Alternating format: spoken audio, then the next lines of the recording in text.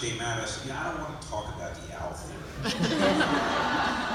This documentary for me is not about the owl theory. It's about all the problems in the criminal justice system, and that's what I want to talk about. But I've got to talk about the owl theory. So let me do that as best I can. So, as many of you know, the owl theory originated from a neighbor by the name of Larry Pollard. And it never crossed my mind during the trial that an owl had anything to do with the injuries to Kathleen Peterson. But don't laugh, because I think there actually is some plausibility to it. So hold your laughter briefly. It just never crossed my mind. Larry Pollard came to see me 2 days before closing argument. All the evidence was already in. The judge had given us a couple of days break to sort of gather our thoughts and construct our closing arguments. And Larry came to my office and he said, I need to talk with you. I know what happened to Kathleen. I was obviously interested, since we had just finished all 5 months of trial. And I said, okay. And he said, we have these owls, these barred owls that live in the trees right near our house. Michael said that, they had these little reindeer that they would put out. And I think that Kathleen went out after she left the pool and went out to the front to put these little reindeer out, and one of these barred owls, flew down and attacked her head. And if you look at the autopsy photos, you can see there's these two talon-like marks on the right side of her scalp, and that's what Larry was sort of focused on. And obviously at that point, I couldn't do anything with it, even if I wanted to. The evidence was all in. There was no evidence about barred owls in the neighborhood. I had spent the last 4 months explaining to the jury with this animation how all these injuries had been inflicted. And so I couldn't do anything with Larry's theory. And then after Michael was convicted, Larry sort of went public with his theory. And he didn't really have a lot of support at that point. And so it became a joke. We had people talking about doing lineups of owls. Somebody asked a question tonight whether the owl was a repeat offender. Yes. A recidivist, yes. A recidivist raptor. So it became a joke. And I really didn't take it very seriously either. But then we get to 2011, and Michael gets a new trial based on Dwayne Deaver's perjury, and I'm still involved in the case. And so now Larry comes to me and he wants to talk about the owl theory, and I've got to at least listen. And by this point, he had affidavits from serious experts who had basically described these barred owls as very aggressive birds of prey. They're not like Harry Potter owls. These are serious hunting birds that swoop down and they scoop up squirrels and small dogs and they kill them and eat them. I mean, these are not vegetarian owls. And so I had to at least begin to look at what Larry was saying and whether it was plausible. And so when I began to do that, I began to think about what's the circumstantial evidence that one would put forward if there was a new trial.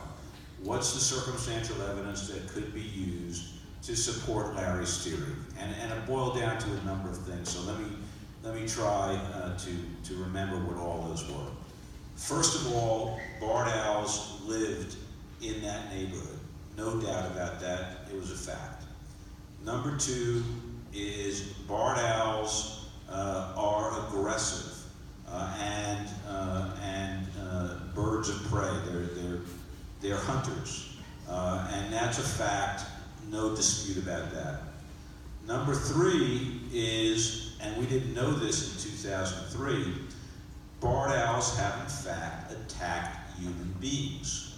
And if you go online, Google owls attacking humans, you will find stories. Serious now. You will find stories from all over the world, from Oregon, from Scotland, from the Netherlands, from all over, about owls swooping down and attacking the heads of people and causing serious injuries to those heads and causing profuse bleeding, because scalps bleed profusely when they are cut. We didn't know anything about that back then, but now there's all that evidence.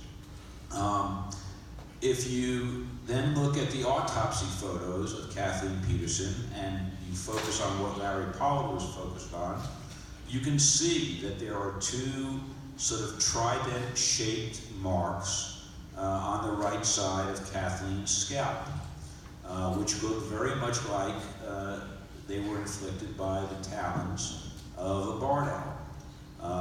If you then look at the autopsy photos of Kathleen's face, there are these little wounds, marks on her nose and above her eyes and on her forehead, which really weren't consistent with a beating or really anything that we could think of.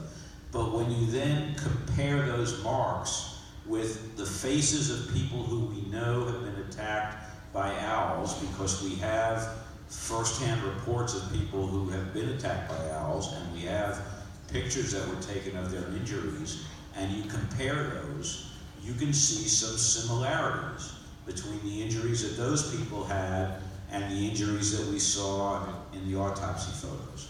So we have all that sort of new evidence, if you will. And then, I need to go back and take a look at some of the evidence that I had looked at back in 2003, but really hadn't sort of understood the potential significance of. So, for example, there were a number of blood drops leading up to the front door outside the house on a walkway leading up to the front door. Near where the reindeer were. Yeah, near in the front area there. And I had assumed back in 2003 that those drops of blood had been left when Michael, after going to Kathleen and putting some towels under her head and calling 911, had walked outside looking for the EMTs to arrive.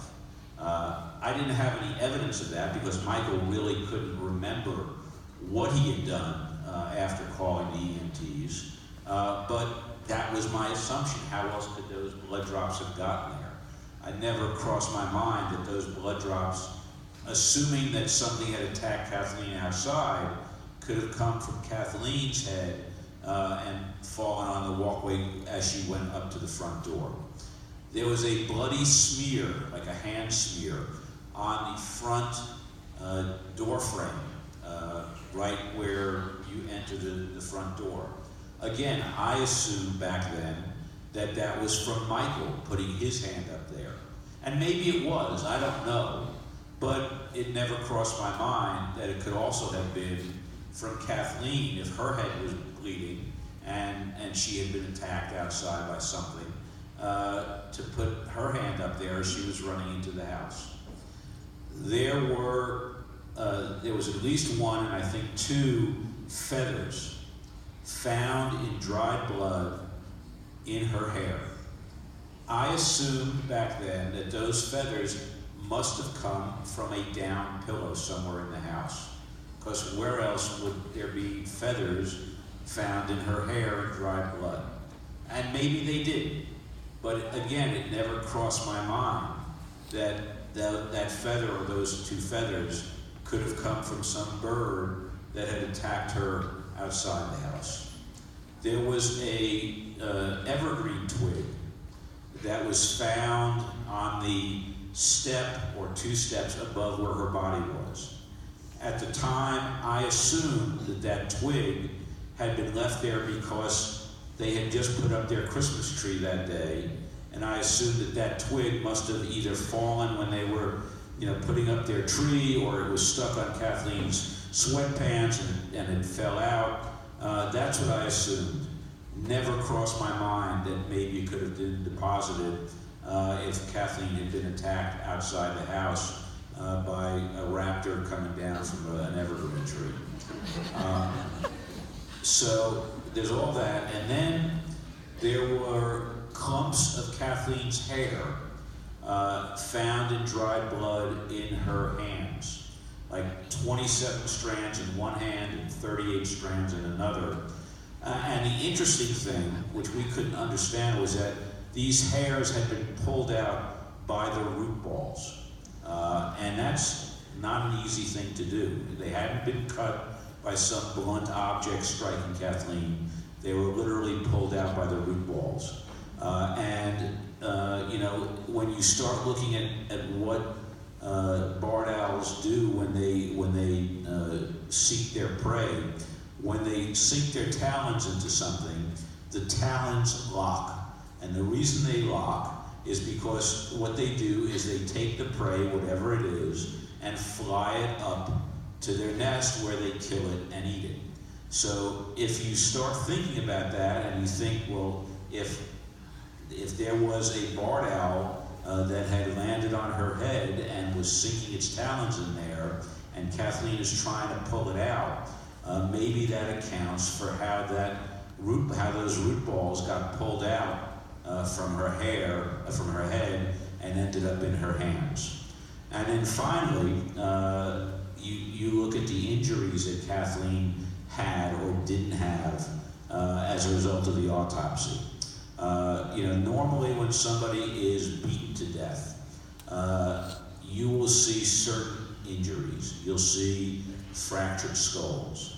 Or if the skull's not fractured, perhaps there's cheekbones or noses or chins that are fractured from something hitting the face. Or there's arms or fingers or hands that are fractured if the person is trying to defend themselves or ward off the blows.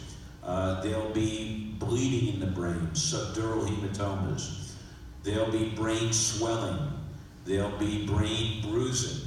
There's a whole litany of injuries that you commonly see when somebody is beaten to death. Kathleen didn't have those injuries. So what we did at the time was we got a court order to get every autopsy that had been done in the state of North Carolina for the preceding 10 years, where the cause of death was blunt force trauma to the head. And we got 252 autopsies from that 10-year period. And we created a chart. The chart had the name of the decedent in one column, and then it had columns for each of these kinds of injuries, maybe 7 or 8 or 9 columns. And then my investigator went through each autopsy and checked off which injuries were present with each autopsy. And at the end of going through 252, some of those decedents had 3 or 4 or 5 of those injuries. Some had a couple, but there was not a single other person who had been beaten to death in the state of North Carolina in the preceding 10 years who had none of those injuries the way Kathleen had none of those injuries. So, when you put all that stuff together, can I say that, that's what happened, that an owl, inflicted those initial wounds on her head, and then she ran inside the house, and she collapsed by the staircase, and then the scenario that we painted with the animation, in fact, took place. I can't tell you that I can prove that. What I can tell you is that the circumstantial evidence is certainly not inconsistent with that, and indeed, one could say it's consistent with that. So, I'm not here to convince anybody of the owl theory, but I don't think it's a joke anymore, and I think it's certainly something that I would have had to have considered presenting to a jury if we had ended up retrying the case. So to